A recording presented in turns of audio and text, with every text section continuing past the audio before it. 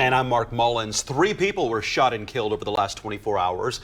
WRTV's Adam Shooms explains the measures we could see this weekend to keep the peace. Flu is surging across the country and here in Indiana. New numbers out today from the state health department show that reported flu deaths are 16 times higher than at this time last year. Indianapolis is dealing with a disturbing trend, the most fatal hit-and-run deaths in more than a decade. New at 5, a dog is safe with its family tonight thanks to a little help from Indianapolis fire crews. Yeah, fire department officials shared this video of the rescue efforts. Take a look. The dog's owner called 911 to report their pet had fallen into a trench dug by a contractor. Cell phones, tablets, laptops, headphones. How many different chargers does your family have? It's also quite confusing to find the right cord for the right device, right? We are a little less than 4 months away from the Indianapolis 500, and the green flag that starts the race is now starting a journey to get the world ready for the greatest spectacle in racing. Yeah, and I know you learned that TJ says a nurse told him it's amazing that he even survived this. Yes, it's amazing. So that was another person he met. She was sitting next to him saying it's amazing that you survived, that he must be here for a reason. And so tomorrow we're going to learn that reason. Tomorrow on WRTV News at 6, his unbelievable story of survival in his own words. A native Hoosier who grew up in a public housing development on Indy's west side, David Leander Williams believes his recently released book, African Americans in Indianapolis, fills a void. My niece came into my computer room. He remembers the conversation with her that would be his call to action. Uncle D, I have a project. I have to write about outstanding African-American individuals or events that occurred during the 20th century. I took it by the hand and I took it down to Central Library. And we were there for about an hour looking for books that comprehensively talked about the history of African-Americans in Indianapolis. But David says there was hardly anything. I became angry and I said, somebody should do something about this. That somebody would be David himself. I had to do it. David spent years researching, compiling stories of black people in Indianapolis history. He takes the reader back to the days when Indiana was part of the Northwest Territory and a loophole that allowed some families to own slaves, profiling the cases of Polly Strong and Mary Bateman Clark, slaves in the territory who fought for their freedom. Also the establishment of the Bethel AME Church, a place that provided sanctuary and spiritual support to escaped slaves and freed blacks who ventured north. We hear about Henry Hart, a talented musician who played for a president and Indiana's governors. David highlights the doors opened by Indianapolis's Madam C.J. Walker, the first African-American woman self-made millionaire. Here she was, a poor African-American lady, from the fields in her southern state, who's able to overcome adversity. In his book, David even talks about the historical significance of his alma mater, Crispus Attucks High School.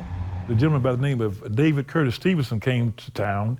He was he later on became very, very prominent in with the Ku Klux Klan. He had very, very powerful influence in local, city, state government. So he's able to convince the city fathers to create a high school specifically for African Americans. He wanted to create a high school that was doomed to fail. But the first principal would not let that happen. Dr.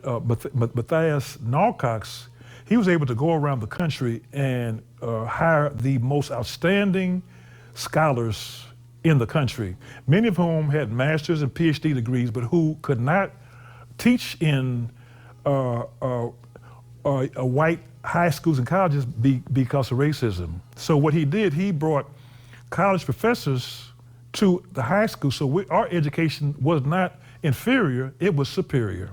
The book underscores the key players who founded and cultivated the area that became Indianapolis's black cultural epicenter in the 1920s, Indiana Avenue. David says his book is about highlighting strengths, and he's hoping history can be a healer. I'm hoping that my book will encourage the generation X's and Z's to know that they come from a people who were hardworking, who were honorable, and who helped and loved one another. And I want them to return to the time period where we were able to love one another and not fight one another. So if I could do that, I think that my humble effort would have been fantastic. And you know, David's book also celebrates Black Hoosier war heroes, politicians, stellar athletes. Indiana University Press published David's book. One bullet can impact so many lives. The shooter, the victim, the loved ones of both. One bullet sets into motion a string of people and events focused on saving a life. More than 100 people are part of the process, helping the victim from the time of the shooting to the end of rehab. And one bullet takes a huge emotional and financial toll on everyone involved.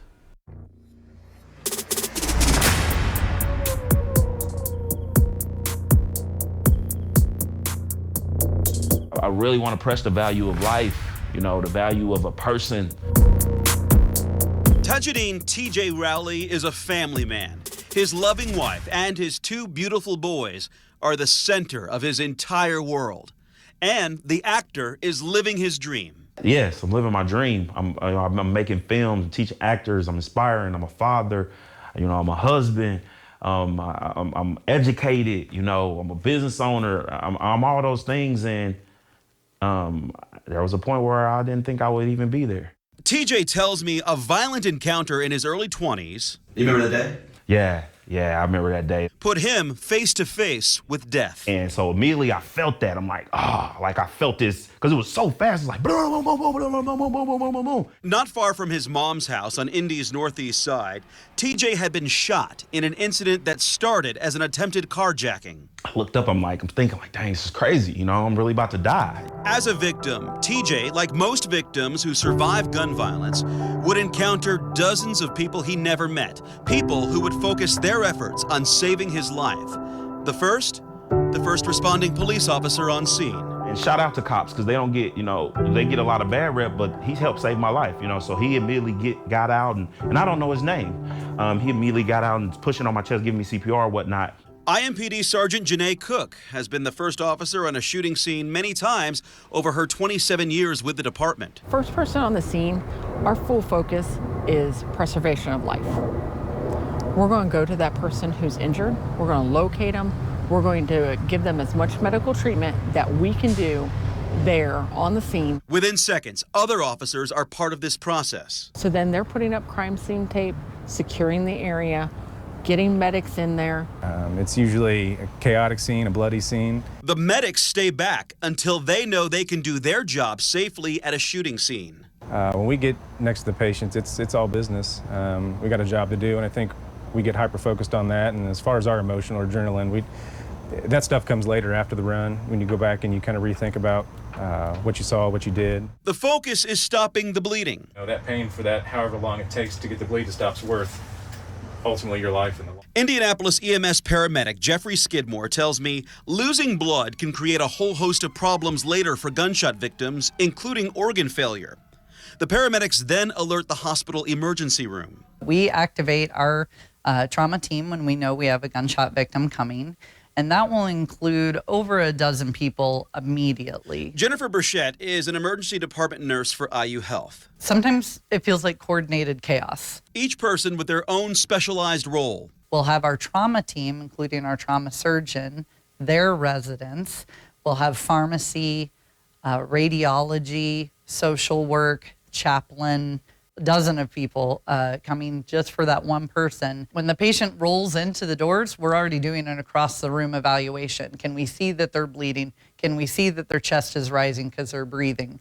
What do we need to anticipate? Dr. Eric Straub is a trauma surgeon and chief of trauma services for Eskenazi Health. Violence is part of the stress on the medical system. He's performed operations on so many gunshot victims and tells me firearm injuries have become the leading cause of death for young people. It used to be car crashes. Medical care, surgical care is definitely expensive, and it's something that is a huge cost to society. And that's one of the reasons why we really look at ways to try to reduce violence. And that's where Blakeney Brooks comes in, one of the dozens of people a gunshot victim will meet.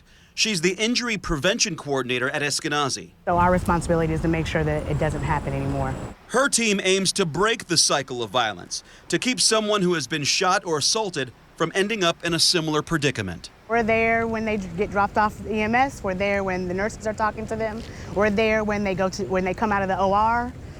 We're there when social workers are trying to figure out transitional housing and how to get them home safely, or if they have to go to rehab.